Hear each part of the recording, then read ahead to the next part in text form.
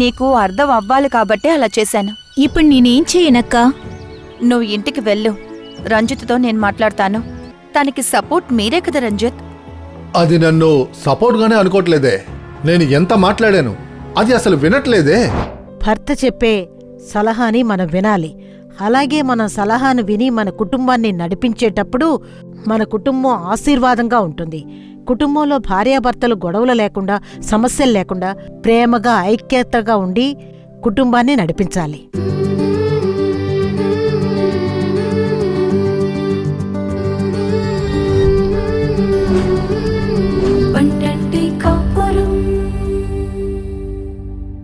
ప్రియమైన పన్నెటి కాపురం ప్రేక్షకులకు యేసుక్రీస్తు ప్రియమైన నామంతో మీకు మా శుభాకాంక్షలు. ప్రతి వారం ఈ పన్నెటి కాపురం కార్యక్రమం ద్వారా మిమ్మల్ని కలుసుకోవడంలో మేము సంతోషపడుతున్నాం. ఈ కార్యక్రమం ద్వారా దేవుడు మన జీవితంలో చేస్తున్న పెద్ద కార్యాల కోసం ఆయనకి మనసారా కృతజ్ఞతలు చెప్పుకుందాం. ఈ రోజున సలహాలని తీసుకో అనే శీర్షికతో మనం కార్యక్రమం చూడబోతున్నాం. సలహాలని తీసుకునేవారు జ్ఞానాన్ని తీసుకుంటారని లేఖనం చెప్తుంది. కానీ ఈ రోజుల్లో చాలా మంది సలహాల్ని ఇష్టపడడం లేదు, దాన్ని అంగీకరించడం లేదు. మేము చేసేదే సరి అని తప్పుడు కార్యాలని చేసి తప్పుడు నిర్ణయాలని తీసుకుని సమస్యల్లో ఇరుక్కుని దానివల్ల ఇబ్బంది పడేటప్పుడే తప్పు చేసేశానని బాధపడుతున్నారు. ప్రియమైన వార్లారా, మనం అలా చెయ్యకూడదు. సలహాలని జాగ్రత్తగా విని మనం చేసే పనులు సరైనదా తప్పైనదా, మనం తీసుకునే నిర్ణయాలు సరైనదా అని దేవుని సమూహంలోకి వెళ్లి నిర్ణయాలు తీశామంటే మన కుటుంబంలోని సమాధానము సంతోషము ఎప్పుడూ ఉంటుంది. ఇప్పుడు ముందుగా మీరు ఆతృతగా ఎదురుచూసే జ్యోతి అక్క నాటకం.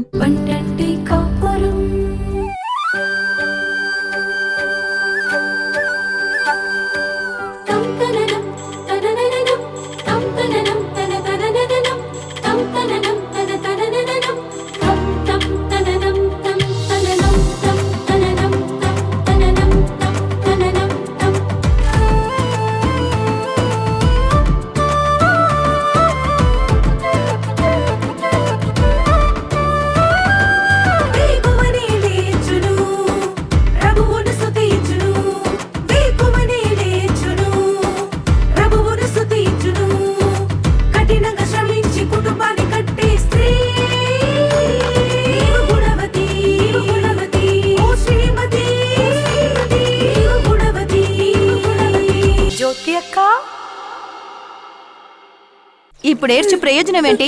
నువ్విలా జరగడానికి ముందు కదా ఆలోచించుండాలి. నన్నేం చేయమంటారక్క? ఏ మోహం పెట్టుకుని ఆయన ముందు నుంచుంటాను? అక్క అక్క అక్క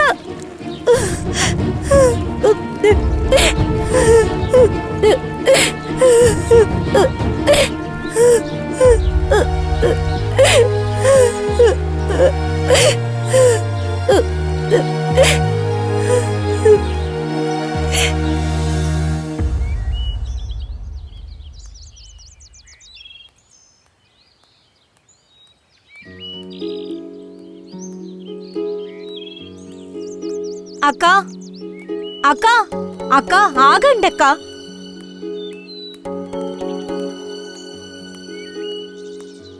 ఎందుకక్క వెళ్ళిపోయారు? నాకెంత బాధగా అనిపించిందో తెలుసా? అలాగే కదమ్మా, మిగతా వాళ్ళు మాట్లాడేటప్పుడు నువ్వు లేచి వెళ్ళేటప్పుడు వాళ్ళకు కూడా ఉంటుంది. కావాలని చేస్తున్నారక్క? లేదమ్మా, నీకు అర్థమవ్వాలి కాబట్టి అలా చేశాను. ఇప్పుడు నేనేం చేయనక్క? నువ్వు ఇంటికి వెళ్ళు. రంజిత్తో నేను మాట్లాడతాను. ఇంటికా? మీ నాన్నగారింటికి వెళ్ళమ్మా. సరే, నువ్వక్కడ ఉండడం నీ భర్తకి తెలుసా ఏంటి? తెలుసక్క, కానీ మేనేజర్ తప్పుగా ప్రవర్తించింది ఆయనకి తెలీదక్కా. సరేమ్మా, నువ్వు వెళ్ళు, నేను చూసుకుంటాను. బాధపడకుండా వెళ్ళమ్మా.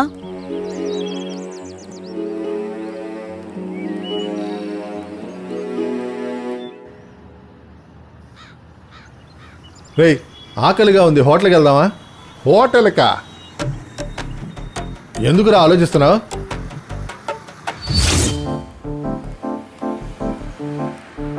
రే, ఆకలిగా ఉందిరా, ఏదైనా తిందామా? నా దగ్గర డబ్బులు లేవే. సరే వదిలేరా, వెళ్ళిపోదాంలే. రేయ్ పర్వాలేదులేరా, రా మనం తిందాం. అదే డబ్బులు లేవంటున్నావుగా, ఇంకేలా రా. రేయ్ నువ్వు రారా, ఎవడో ఒకడు దొరుకుతాడులే, రా.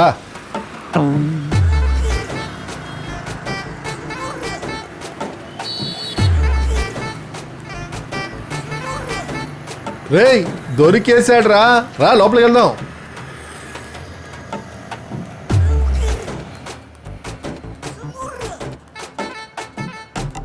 అన్నా రే సురేష్, ఆ. ఎలా ఉన్నావురా? బాగున్నానన్నా. భోంచేస్తావా? తిందామన్నా. అన్నా 2 ప్లేట్ బిర్యానీ. ఏదో మాట వరుసగా చెప్పాను రా, ఈలోపు కూర్చుని పోయారు. సర్లే తినండి.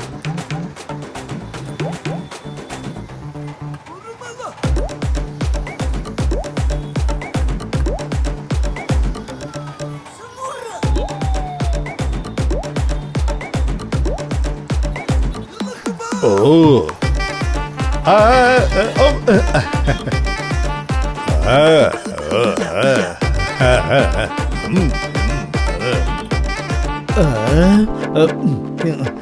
తిండి చూడనోళ్ళలాగా తింటున్నారు. మీరు తింటుంది చూస్తుంటే నాకు అసలు తినబుద్ధి అయ్యట్లేదురా. ఎందుకన్నా? బాగా తినండి, బాగా తినండి.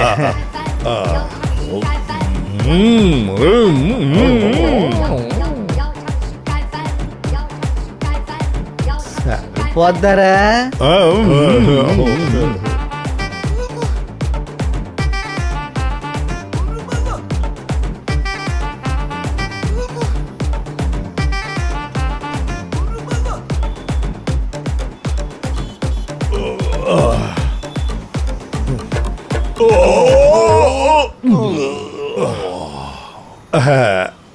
అన్నా అయితే నేను బయలుదేరినావా? ఇంకా రాకండ్రా బాబు, వెళ్ళిపోండిరా. మళ్ళీ రావద్దురా మీరు. ఇకపై జన్మకు కూడా ఎవరిని తిన్నావా అని అడగకూడదు. ఛే, ఇదొకటే. ఇది ఉంటే ఏంటి, లేకపోతే ఏంటి? బాగుంది కదా.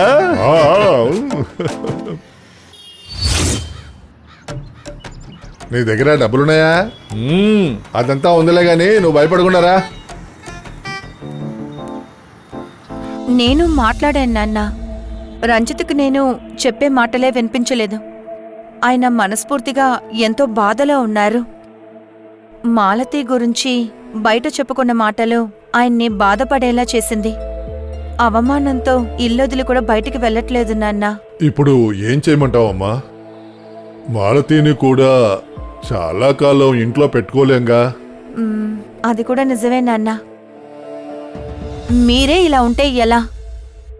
ఇంకెలా ఉండమంటావాక? దాని గురించి ఎంత తప్పుగా మాట్లాడుతున్నారో తెలుసా? అది వింటుంటే నాకెలా ఉంటుంది? కష్టమే, నాకు అర్థమవుతోంది. అయినా సరే. అయినా ఏంటక్క, అది వాళ్ళ నాన్నింట్లోనే ఉండని, నేను ఇక్కడే ఉంటాను. ఇంకేం చేయగలం?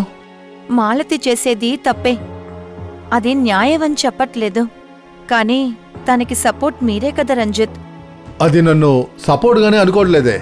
నేను ఎంత మాట్లాడాను, అది వినట్లేదు కదా. ప్లీజ్ నన్ను కాస్త ఒంటరిగా వదిలేయండి. నేను ఎంతో చెప్పాను, బుద్ధి లేకుండా ప్రవర్తించకు, అది నీ జీవితాన్ని పాడు చేస్తుందని. నువ్వు అస్సలు వినలేదు. ఇప్పుడు నువ్వు ఎక్కడికొచ్చి నించున్నావో నువ్వే చూసావా? అందం, మాయ, సౌందర్యం అవన్నీ మంచివి కాదు అనే మాటలు నీ చెవులో కూడా వినిపించాయి. కానీ నీ హృదయానికి అది ఎక్కనే లేదు. అక్క, ఇప్పుడు నా తప్పును అర్థం చేసుకున్నానక్క. కానీ ఇప్పుడు మనం ఏం చేయగలమమ్మా? రంజిత్ ఒప్పుకోవట్లేదే. అక్క, నాకు ఆధారం నా భర్తేనక్క. కానీ ఆయన మాట నేను వినలేదు. నాకు ఆయన తప్పించి ఇంకెవరూ లేరక్క. ఆయన కూడా నన్ను ద్వేషిస్తే నేనెక్కడికి వెళ్తాను? నేను నా భర్తను చూడ్డానికి వెళ్తాను. అప్పుడు ఆయన వద్దన్నారంటే నేనెక్కడికైనా వెళ్ళిపోతాను.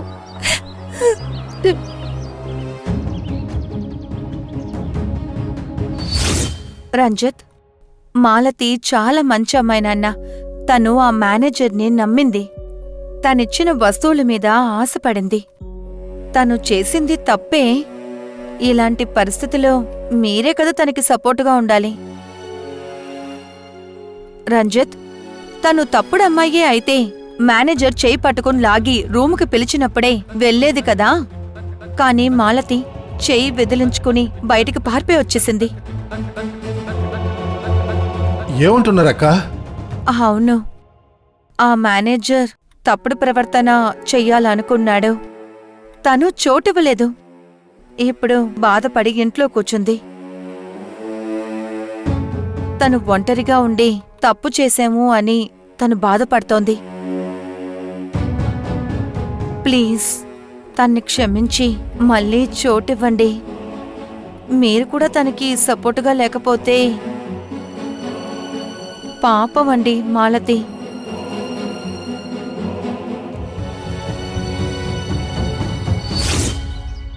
నన్ను క్షమించండి.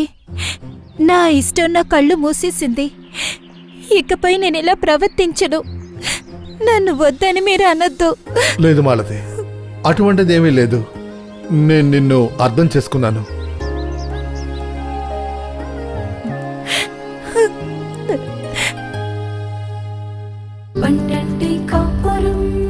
సలహాని తీసుకోకపోవడం వల్ల ఎంత పెద్ద సమస్య వచ్చిందో చూసారా? మనమందరం జాగ్రత్తగా ఉండాలి. తరువాత సహోదరి జాయిస్ లాస్రస్ గారు మీకోసం దేవుని వాక్యం చెప్పి ప్రార్థించడానికి సిద్ధంగా ఉన్నారు. ప్రార్థనతో దేవుని వాక్యం వినండి.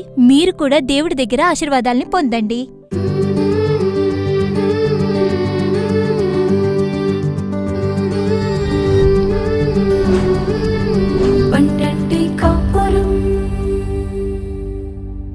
రక్షకుడు యెహోవాగు యేసుక్రీస్తు యొక్క తియ్యటి నామమున మీ అందరికీ నా యొక్క ప్రియమైన ఆశీస్సులు తెలుపుకుంటున్నాను.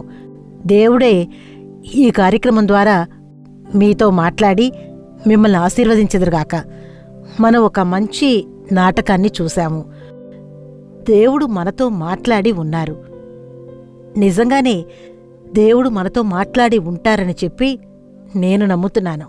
మీతో దేవుడు మాట్లాడి ఉంటారు. దేవుడు మాట్లాడే మాటలకి మనం లొంగి ఉండేటప్పుడు దేవుడు మనకు ఉంచిన ఆశీర్వాదాలు మనం మన జీవితంలో సొంతం చేసుకోవచ్చు. నాకు ప్రియమైన వార్లారా, దేవుడు మనకిచ్చిన కుటుంబం చాలా ముఖ్యమైంది. కుటుంబం చాలా ముఖ్యమైంది. కుటుంబం ముక్కలైతే ఏమీ చెయ్యలేము. కుటుంబం చిన్నాభిన్నమైతే ఏమీ చెయ్యలేము. కుటుంబం చాలా చాలా ముఖ్యమైంది. నాకు ప్రియమైన వాళ్ళారా, కుటుంబంలో భార్యాభర్తలు ముఖ్యమైనవారు. భర్త ఒక సలహా చెబుతున్నారు అంటే భార్య ఆ సలహాను వినాలి.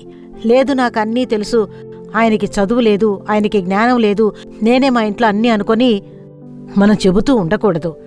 భర్త చెప్పే వాక్యము దేవుడి ద్వారా దేవుడు మాట్లాడతారు. భర్త చెప్పే సలహాని భార్య వినాలి. భార్యలుగా ఉండే మనం వినాలి. తానుగా ఏ నిర్ణయమూ తీసుకోకూడదు, తొందరపడకూడదు. ఏ కార్యమైనా భర్త వద్ద చెప్పాలి. చెప్పి భర్త వద్దు అంటే సరే అలాగే వినాలి. లేదు నేను వెళతాను అని వెళ్ళకూడదు. అది అపాయంగా మారుతుంది. మన జీవితంలో దేవుడు మనకిచ్చిన భర్త కొరకు దేవుడికి కృతజ్ఞత చెప్పాలి. భర్త చెప్పే మాటలు వినాలి. భర్త చెప్పే సలహాలు వినాలి. భర్త చెప్పే మంచి మాటలు వినాలి. నాకు ప్రియమైన వాళ్ళారా, లేఖనం చెప్తుంది సామెతలు 4:13 చూడండి. ఉపదేశమును విడిచిపెట్టక దానిని గట్టిగా పట్టుకొనుము, అది నీకు జీవము కనుక దానిని పొందియుండుము. దాన్నే పట్టుకో, అదే నీకు జీవం అని వచనం చెప్తుంది. నాకు ప్రియమైన వార్లారా, భర్త మనకిచ్చే సలహాని మనం స్వీకరించాలి. భర్త చెప్పే మాటల్ని మనం వినాలి. ఆయన పెద్ద, కుటుంబానికి భర్తే పెద్ద. ఆయన తీసుకునే నిర్ణయాన్ని, భర్త తీసుకునే నిర్ణయాన్ని మనం స్వీకరించాలి. మన మంచికే కదా చెప్తున్నారు, మన మేలుకేగా చెప్తున్నారని మనం ఆలోచించాలి. లేఖనంలో మనం చూశామంటే ఆదికాండం 3వ అధ్యాయంలో ఆదాముని అవ్వాని దేవుడు ఏదెను తోటలో ఉంచారు. అన్నింటినీ అనుభవించే విధంగా, అన్నింటినీ తినే విధంగా దేవుడు ఆజ్ఞాపించారు.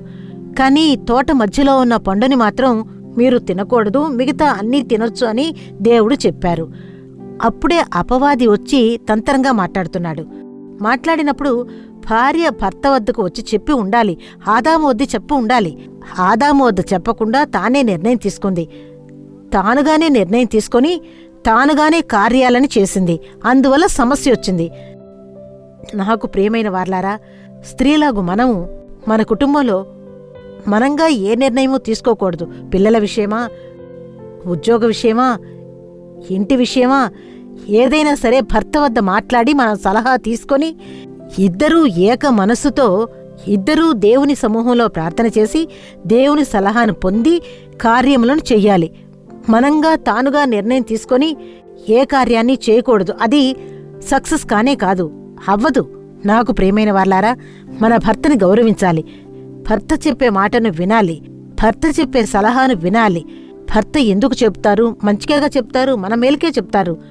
మన యొక్క కుటుంబము, కుటుంబ కార్యములు మన భర్త మాటని గౌరవించాలి అన్న ఆలోచన సహోదరీమణులలో ఉండాలి. సహోదరీమణులకు మన లోపల ఉండాలి. భర్తకి చదువు రాదు, ఏమీ తెలియదు, ఆయనకి కుటుంబం గురించి తెలియదు, ఇప్పుడు నేనే గొప్పదాన్ని, పెద్దదాన్ని అని చెప్పి గొప్పలు చెప్పుకుంటూ తిరగకూడదు. స్త్రీలు జాగ్రత్తగా ఉండాలి. భర్త వద్ద సలహా తీసుకోవాలి. ఆ విధంగా మనం భర్త సలహాను విని ఇద్దరూ ఏకమనసుతో కార్యములు చేసేటప్పుడు దేవుడు అటువంటి కుటుంబాలని ఆశీర్వదిస్తారు. నాకు ప్రియమైన వార్లారా, ఒక సహోదరి కుటుంబం సమస్యల నిమిత్తం నన్ను చూడ్డానికి వచ్చారు. నేను ఆమె వద్ద మాట్లాడాను. ఆమె తల్లి కూడా పక్కనే ఉన్నారు. అప్పుడు మెడలో చిన్న చైన్ వేసుకున్నారు. అప్పుడు అడిగాను, ఈమెకు వేసిన తాళి ఎక్కడా? ఆ విధంగా అడిగాను. వెంటనే తల్లి చెబుతున్నారు, సిస్టర్, ఈమెని నమ్మలేము అన్నారు. ఏంటని అడిగాను. మెడలో ఉన్న తాళం తీసి ఎవరో ఫ్రెండ్ అడిగిందని ఇచ్చేసింది, ఆమె డబ్బు కావాలని అడిగిందట, వెంటనే తాళిని తీసి ఇచ్చేసింది అని అన్నారు. నాకు ప్రియమైన వార్లారా, భర్త దేవుడు సన్నిధిలో నిలబడి కట్టిన తాళిని విప్పకూడదు. అది విప్పి ఇతరులకు ఇవ్వకూడదు. ఒకవేళ మీరు అలా ధారాళంగా ఇచ్చేవారుగా ఉంటే దయచేసి అలా చేయకండి. తాళిని తీసి ఎవరికీ ఇవ్వకూడదు. అది తప్పిదం. ఆ అమ్మాయి ఇచ్చేసింది. ఇప్పుడు భర్త తాళి ఎక్కడా అని అడుగుతున్నాడట. ఆమె ఏం సమాధానం చెప్తుందంటే మాట్లాడకుండా ఉంది. భర్త అడుగుతున్నారు తాళి ఎక్కడా అని. ఈమె పనిచేసే చోట తాళిని తీసి ఇచ్చేసింది. ఇంతవరకు దొరకలేదు. ఇంకా తాళి పోయినట్టే. వేరే తాళి చేసి ఇవ్వాలి అంటున్నారు. నాకు ప్రియమైన వార్లారా, మనం మన జీవితంలో జాగ్రత్తగా ఉండాలి. పెద్దవాళ్ళు చెప్పే సలహాలు వినాలి. భర్త చెప్పే సలహాని మనం వినాలి. అలా మనం సలహాని విని మన కుటుంబాన్ని నడిపించేటప్పుడు మన కుటుంబం ఆశీర్వాదంగా ఉంటుంది. కుటుంబంలో భార్యాభర్తలు గొడవలు లేకుండా, సమస్యలు లేకుండా ప్రేమగా, ఐక్యంగా ఉండి కార్యాలను చేయగలం. ఏ కార్యమైనా భార్య భర్త కలిసి ప్రార్థన చేసి దేవుడి సమూహంలో తీర్మానం చేసేటప్పుడు, దేవుడు ఏకమనసుతో కార్యాలు చేసేటప్పుడు దేవుడు అటువంటి కుటుంబాలను ఆశీర్వదిస్తారు. కుటుంబంలో దేవుడు ఉంచిన ఆశీర్వాదాలని మనం పొందవచ్చు. మనం తెలివిగా నడుచుకోవాలి, జ్ఞానంతో నడుచుకోవాలి. జ్ఞానముతో మన ఇంటిని, కుటుంబమైన ఇంటిని మనం కట్టాలి. మనం అలా కట్టేటప్పుడు దేవుడు మన కుటుంబాలని ఆశీర్వదిస్తారు, మన పిల్లల్ని ఆశీర్వదిస్తారు, భర్త చేసే కార్యాన్ని నెరవేరుస్తారు. వారు చేసే పనులు నెరవేరుతాయి అన్న విధంగా భర్త చేసే పనులన్నిటినీ దేవుడు నెరవేరుస్తారు. మనం ఏ విషయమైనా సరే భర్త వద్ద మాట్లాడాలి. భర్త చెప్పే కార్యమునకు మనం అణిగి ఉండాలి. వదిలే అనే కార్యాన్ని వదిలేయాలి. మనం ఏ కార్యానికి నిర్ణయం తీసుకోకూడదు. దేవుని సమూహంలో ప్రార్థన చేయండి. దేవుడు మీ జీవితంలో అద్భుతాలు చేసేదరుగాక. మనం ప్రార్థన చేద్దామా? యేసు, మీకు కృతజ్ఞత చెల్లిస్తున్నామయ్యా. మిమ్మల్ని స్తుతిస్తున్నామయ్యా. మీకే స్తోత్రం చెల్లిస్తున్నామయ్యా. ఈ మంచి కార్యక్రమం కొరకు మీకు కృతజ్ఞత తెలుపుతున్నామయ్యా. కుటుంబాల గురించి ఆత్మ అయిన వారు వివరంగా మాట్లాడుతున్నారు. దాని కొరకు మీకు కృతజ్ఞత తెలుపుతున్నామయ్యా. అయ్యా, కుటుంబాలలో ఆత్మీయ అయిన వారు క్రియ చేయాలని ప్రార్థన చేస్తున్నామయ్యా. అయ్యా, మీరు మాకు ఇచ్చిన భర్తని మేము ప్రేమించాలయ్యా. అయ్యా, కుటుంబ పెద్ద వద్ద మేము ప్రేమగా ఉండాలి దేవుడా, జ్ఞానంతో ఉండాలి దేవుడా. సొంతంగా ఏ కార్యంలోనూ నిర్ణయం తీసుకోకూడదు దేవుడా. మేముగా ఏ కార్యాన్ని నిర్ణయం తీసుకుని మా కుటుంబాన్ని నాశనం చేసుకోకూడదు. మీ వల్ల మా కుటుంబం కట్టపడాలి దేవుడా. మీకు మొదటి స్థానం ఇవ్వాలి దేవుడా. మీ లేఖనానికి మొదటి స్థానం ఇవ్వాలి. మీ వాక్యానికి మొదటి స్థానం ఇవ్వాలి దేవుడా. మేము ప్రార్థించే స్త్రీలుగా కనపడాలి దేవుడా. మా జీవితంలో ఉండేటువంటి ప్రార్థనల కొరతలన్నీ యేసు నామమున మానునుగాక. యేసయ్యా, మీ లేఖనాన్ని చదివి ప్రేమించాలి, లేఖన వచన ప్రకారం జీవించాలి, సాక్ష్యంగా కుటుంబ జీవితాన్ని గడపాలి దేవుడా. దేవుడా, మా సహోదరులకి జ్ఞానాన్ని ఇచ్చెదరుగాక. మీ తెలివిని ఇచ్చెదరుగాక, బుద్ధిని మీరే ఇచ్చెదరుగాక దేవుడా. ఎన్నో కుటుంబాలు విడిపోయి ఉన్నాయి దేవుడా. ఎన్నో కుటుంబాల్లో దేవుడా భార్యాభర్తల మధ్య విభేదాలు దేవుడా. అటువంటి కుటుంబాలలో ఆత్మీయైన వారు మేము ప్రార్థిస్తున్న ఇదే సమయంలో క్రియ చేసేదురుగాక. అయ్యా, భర్తకి లోబడి ఉండాలి. భర్తకి తెలియకుండా ఏ కార్యాన్ని చేయకూడదు దేవుడా. అయ్యా, మా సహోదరి మనలను రక్షించండి అయ్యా. విడిపోయిన కుటుంబాలను మీరు కలపాలని నేను ప్రార్థిస్తున్నానయ్యా. భార్యాభర్తల మధ్య విభేదాలను ఏర్పరిచే దుష్ట అపవాది యొక్క శక్తులు యేసు నామమున నాశనమైపోవాలి దేవుడా. దేవుడా, రెండు మనసులతో ఉండకుండా ఏక మనసుతో ఉండి కార్యములు చేయుటకు ఆత్మీయైన వారు కృపచూపి నడిపించెదరుగాక. కుటుంబాలను ఆశీర్వదించెదరుగాక. కుటుంబంలో కనిపించే అన్ని సమాధాన కొరతలు యేసు నామమున మారునుగాక. కుటుంబంలో మీ ఆశీర్వాదాన్ని ఆజ్ఞాపించెదరుగాక దేవుడా. దేవుడా, భర్తను ఆశీర్వదించండి. భర్త చేసే వ్యాపారాన్ని ఆశీర్వదించండి. పిల్లల్ని ఆశీర్వదించండి. కుటుంబంలో మీ ఆశీర్వాదం మెండుగా ఉండాలి దేవుడా. అయ్యా, ఇటువంటి సమయంలో దేవుడా నన్ను ఆశీర్వదించండి. నా కుటుంబాన్ని ఆశీర్వదించండి. నా బిడ్డల్ని ఆశీర్వదించండి అని ప్రార్థన చేసే బిడ్డల్ని కనికరము చూపెదరుగాక. దేవుడా, మీరు అద్భుతాలను చేసేదురుగాక దేవుడా. మనసులోని సమస్యలు తొలగిపోవాలి దేవుడా. దేవుడా, మా సహోదరి మనలో ఉన్న బలహీనతలు తొలగాలి దేవుడా. కొత్త బలం ఏర్పడాలి దేవుడా. కొత్త ఆశీర్వాదాలు ఏర్పడాలి దేవుడా. కొత్త అభిషేకాన్ని ఇచ్చి దేవుడా, అయ్యా, ఈ సంవత్సరంలో కొత్త కొత్త ఆశీర్వాదాలు ఇచ్చి దేవుడా కుటుంబాలను ఆశీర్వదింపబడాలి. మీ మేలు కృప అలాగే ఉండాలి. మీరలా చేస్తున్నందుకు మీకు కృతజ్ఞత తెలుపుతున్నాం దేవుడా. యేసు నామమున ప్రార్థిస్తున్నాము మంచి తండ్రి. ఆమేన్, ఆమేన్. నాకు ప్రియమైన వార్లారా, కుటుంబం చాలా ముఖ్యం. భార్య భర్త, భర్త భార్య కుటుంబం చాలా ముఖ్యం. కుటుంబంలో ఇద్దరూ గొడవ పడకుండా ఏక మనసుతో ఉండి కార్యములు చేసేటప్పుడే దేవుడు మీ కుటుంబంలో గొప్ప కార్యాలను చేస్తారు. గొప్ప గొప్ప ఆశీర్వాదాలు దేవుడు మీకిచ్చి మిమ్మల్ని ఆశీర్వదించుదురుగాక. ఆమేన్, ఆమేన్. ప్రియమైన వారులారా, ఈ రోజు కార్యక్రమం మీకు ఆశీర్వాదంగా ఉందని మేము నమ్ముతున్నాము. మీరు పొందిన మేళ్లను, ఆశీర్వాదాలను మాకు తెలియజేయండి. రేపు ఎల్లుండ ప్రార్థిద్దాం రండి కార్యక్రమం చూడడం మర్చిపోకండి. మళ్ళీ వచ్చే వారం ఇదే కార్యక్రమంలో కలుసుకుందాం. అంతవరకు దేవుడి కృప మీపై ఉండుగాక. మరిన్ని వివరములు, ప్రార్థన అవసరతల కోసం సంప్రదించండి. యేసు విడిపించుచున్నాడు పరిచర్యలు, నాలుమావడి, తూతుక్కుడి జిల్లా 628211. మా ఫోన్ నంబర్లు 9487734603, 8106072222, info@jesusredeems.org.